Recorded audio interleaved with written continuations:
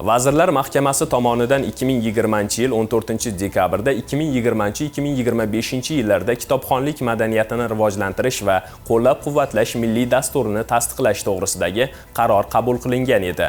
Qarorda belgilangan vazifalar ijrosini ta'minlash maqsadida Ichki ishlar vazirligining jazoni ijro etish departamenti tomonidan kitobxonlik tanlovi tashkil etildi. Navbatdagi lavha shu haqda.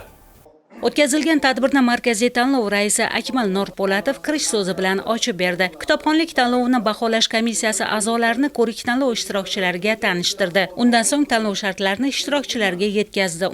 Onlayn tarzda mintaqa tasarrufidagi muassasalarda jazo muddatini o'tayotgan mahkumlar ishtirokida kitobxonlik musobaqasining ikkinchi bosqichi o'tkazilmoqda. Bunda o'zini muassasalarda g'olib bo'lgan mahkumlar hozir ikkinchi bosqichda ishtirok etishyapti. Ikkinchi bosqichimiz ikkita bosqichda bo'ladi. Ya'ni birinchisi test bo'ladi. Testda yuqori ball olgan mahkumlar keyin savol-javob tarzida ular bilan muloqot qilinadi. Mana shu qanchalik kitob o'qigani, jazo ijro etish departamenti tomonidan taqdim etilgan tavsiya etilgan kitoblar bor. O'sha o'qishga tavsiya etilgan kitoblardan biz o'sha savol-javoblar tuzganmiz. O'sha savol-javobdan mutaxassislar hozir ularni savol-javob qilib, kim g'oliblarni aniqlab beramiz.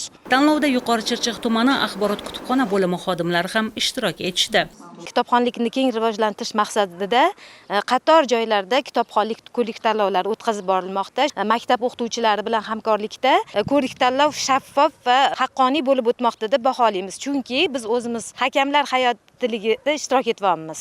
Yakuniy natijalarga ko'ra kitobxonlik tanlovida faxrli birinchi o'rinni egallagan 48-son manzil koloniyada jazo muddatini o'tayotgan mahkum respublika bosqichiga ishtirok etishga tavsiya etildi. Bu kabi tanlovlar mahkumlarning madaniy va intellektual rivojlanishiga hissa qo'shmoqda.